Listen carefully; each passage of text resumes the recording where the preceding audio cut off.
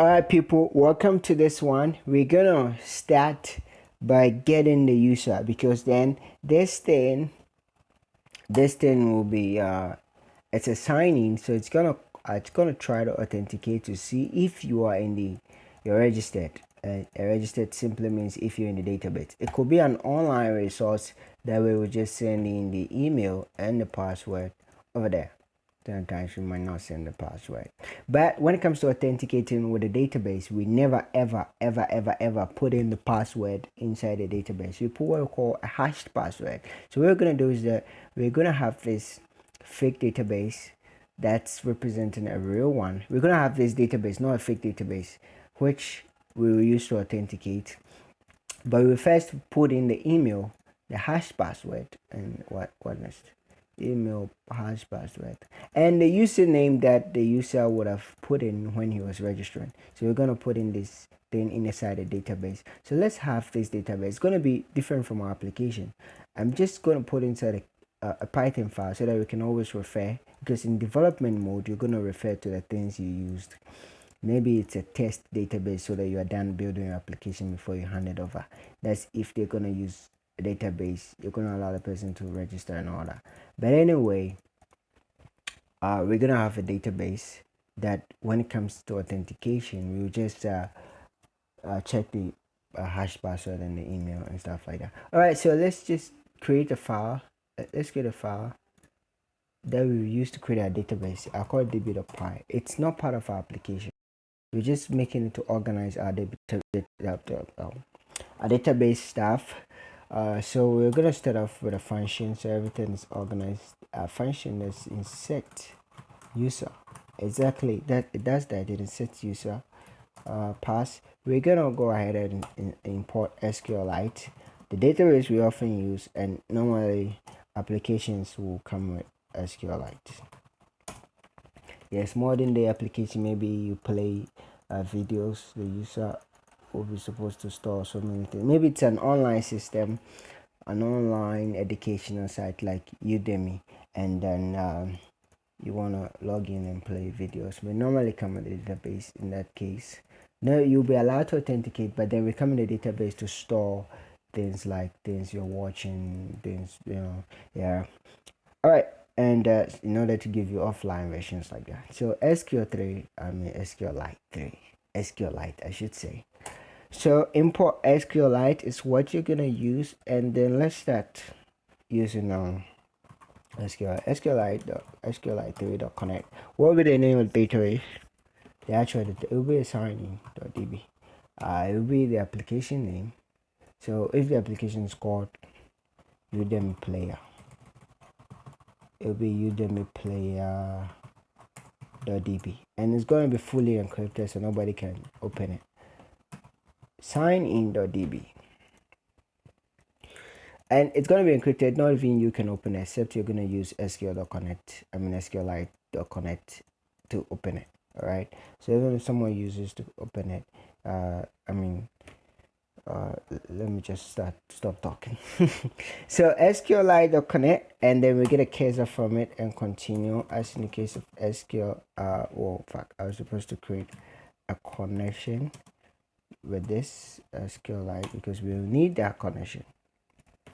We've been spelling it like this since when? Since a very long time. Since I got into PHP development within PHP MySQL to connect to SQLite directly using Python SQL model. The name has always been called. You can call it anything you want, but it has always been called. And now that we have the cursor, I will close it. Yes, don't forget to close and then continue with my code. What do I want to do? I want to create a user. So we're gonna have this 3 user creation that we're gonna do. Here you're gonna say create user, and you have the things that is supposed to be in there. Create user. What will be the first thing we will have? We will have username. Username will be a test, and this test is just a SQLite type. Of course, not SQLite type. It's an SQL type. You could have had number. There are a lot more. Forgive me if you're hearing background noises. It's really confusing me over here. And then we have email, which will also be a test. It will have, and then finally the hash password, which is what we store instead of a password. Hash password. That one too will be a test. And then the values will be values. Well, always put in dummy values when you create your database. All right, yeah, always put in dummy values. It's just advisable. All right, so then we're gonna continue. We're gonna execute the code SQL, and now it's been executed. Now now we can see it has been executed. We don't just see it there, but I want to put all of it in one application.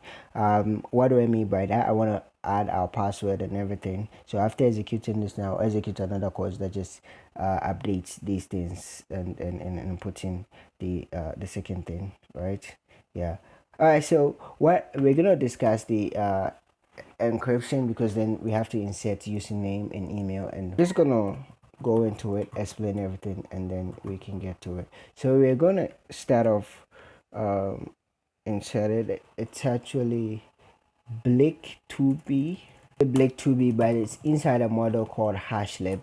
That's why I was expecting it to help me. Blake2b is a type of encryption we're going to use. There are multiple encryption that this guy comes with, but the one that we're going to go with, that we can use our Big 5, which is the current encryption used for web services. I mean, websites are using it to encrypt their. It is the current one that we're using. It is the most safe one. You can't crack the person's password, even if you get access to it inside the database.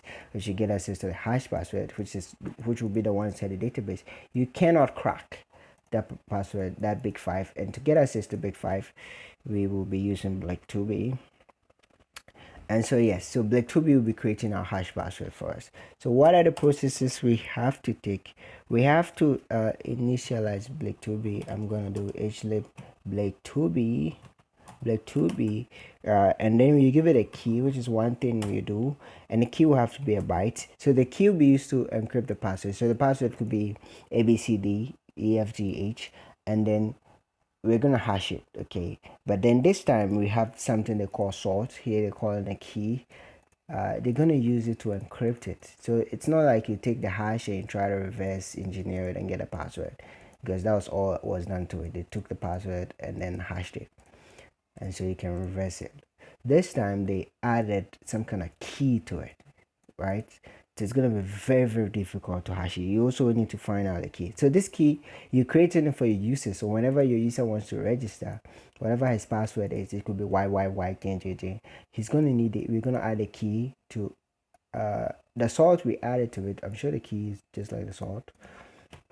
Anyway, so the salt is anything. Normally, of course, it will include your app name. And then you just, it can be any key. It's going to be one for the entire application. So because you need it to reverse this thing. And so now that we and don't forget, it has to be bytes. Yes, it has to be bytes. The key thing of the key argument is expecting a byte. Okay, and so then now finally you add your password, the password that the user brought. In this case, we are the ones bringing it.